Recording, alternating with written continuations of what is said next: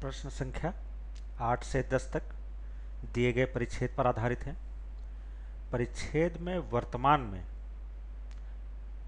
मनुष्य का जो व्यक्तित्व का विघटन है, उसकी मानसिक दशा का विघटन है, उस पर चर्चा की गई है। उसका कारण बताया गया है और उसका प्रभाव क्या है यह बताया गया, उसका परिणाम क्या होता है। इस पर भी चर्चा की गई है कि किन सामाजिक शक्तियों का प्रभाव या परिणाम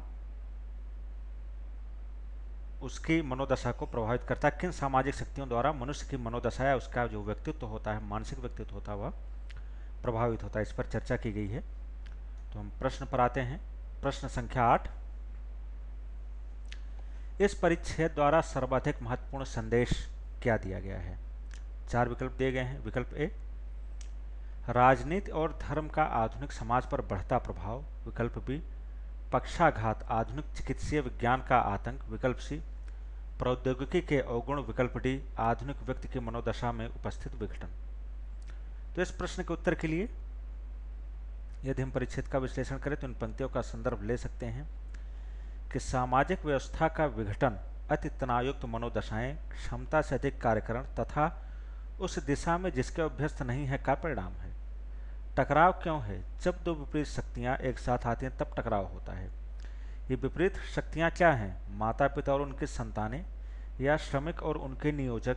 निश्चित रूप से नहीं है, बल्कि व्यक्ति का अंतरण है। उसकी आक्रांत मनोदशा है, वह निर्णय करने में असमर्थ है, वह एक राह का राही बनने में असमर्थ है, वह बहुत सारे विकल्पों के बीच विच्छिन्न है। इसका अंतिम परिणाम यह है कि वह ना तो ऐसा है न ही वैसा, लेकिन थोड़ा बहुत सब कुछ है। तो इससे पता चलता है कि प्रश्न का सही उत्तर विकल्प डी है कि आधुनिक व्यक्ति की मनोदशा में उपस्थित विघटन। अगला प्रश्न, प्रश्न संख्या 9, निम्नलिखित कथनों पर विचार कीजिए। कथन 1, एक प्रतिकूल व्यक्तित्व आधुनिक व्यक्ति को अनेक सामाजिक बुराइयों की ओर ले जाता है। विकल्प 2, आदिकाल से ही धर्म असहिष्णुता और मतभेद का प्रसार करने में केंद्रीय भूमिका निभाता रहा है।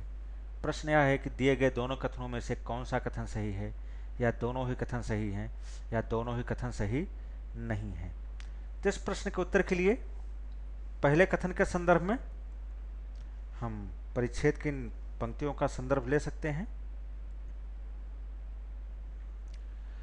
कि जब विचारों का विचरण सभी दिशाओं में होता है तब यह संपूर्ण व्यक्तित्व की स्थिति नहीं है, बल्कि यह खंडित अस्तित्व या अनास्तित्व है, कुछ ऐसा जो मृत्यु नहीं है न ही जीवन ही है। इस विक्षुब्ध लय के क्रमिक परिणामों को देखना भयानक है। मुख्य प्रभाव अपराध है। अपराध इतना अनियंत्रित हो चुका है कि यह मनुष्यों की एक सामान्य गतिविधि प्रतीत होता है। तो इससे पता चलता है कि कथन 1 सही है। दूसरा कथन कि आदिकाल से ही धर्म असहिष्णुता और मतभेद का प्रसार करने में केंद्रीय भूमिका निभाता रहा है, ऐसी कोई चर्चा पूरे परिच्छेद में नहीं की गई है। धर्म की असहिष्णु भूमिका या मतभेद के प्रसार की जो भूमिका है उसकी भी चर्चा वर्तमान युग के संदर्भ में की गई है, न कि शुरुआत धर्म के आदिकाल से ही। तो इस प्रकार प्रश्न का सही उत्तर विकल्प ए है।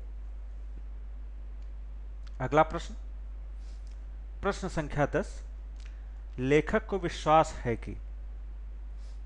विकल्प ए, विटमैन समाज के विघटन का कारण प्रौद्योगिकी प्रगति को बताता है। विकल्प बी, शहरी क्षेत्रों में अपराध अत्यंत सामान्य हो गया जहां प्रौद्योगिकीय प्रगति हुई है। विकल्प सी, विटमैन द्वारा सृजित समाज कई संदर्भों में हमारे समाज के समान है। विकल्प डी, मुट्ठी भर ईमानदार राजनीतिज्ञ ही आज के सार्वजनिक जीवन में बचे हैं। विकल्प डी का तो ऐसा कोई उल्लेख नहीं है, और विकल्प बी या विकल्प ए का भी विशेष रूप से उल्लेख नहीं है। विकल्प बी के संदर्भ में देखें, शहरी क्षेत्रों में तो पूरे मानव समाज की बात कर रहा है और शहरी या ग्रामीण क्षेत्र की बात लेखक नहीं कर रहा है। और विटमैन समाज के विघटन का कारण प्रौद्योगिकी प्रगति को बताता है, ऐसा भी कोई उल्लेख नहीं है। विकल्प सी है जो परिच्छेद से निष्कर्षित किया जा सकता है, विशेषकर पहली पंक्ति से ही, कि वाल्ट व्हिटमैन के समाज की हमारे वर्तमान समाज से तुलना करना कोई कठिन नहीं है। उसका प्रादुर्भाव प्रौद्योगिकी के नए युग की ठीक शुरुआत में हुआ और हम लोग प्रौद्योगिकी विश्व के मध्य में रहते हैं, जिसे इलेक्ट्रॉनिक प्रौद्योगिकी उन्नति से पहचाना जाता है। तो प्रश्न का सही उत्तर विकल्प सी है।